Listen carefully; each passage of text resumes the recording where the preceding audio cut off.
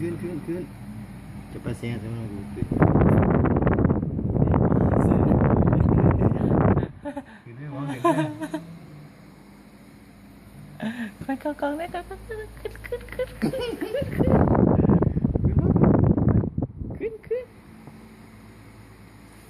เอาบันนี้ไม่เอามันก็ไต่ขึ้นมุมเนาะ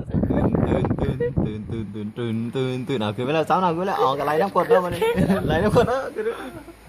จะกระตายทะลุเลยทีมึงโง่แต่พอทะลุมึงมีส่วนเกี่ยวออกเข้ามาแล้วออกมานี่เป็นการแล้วเป็นขึ้นแล้วจะได้นั่งนี้มีตัวผู้อยู่ทุกข์ขึ้น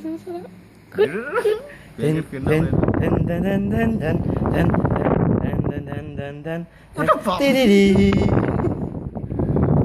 นั่งสูงสุด7แล้วเนี่ย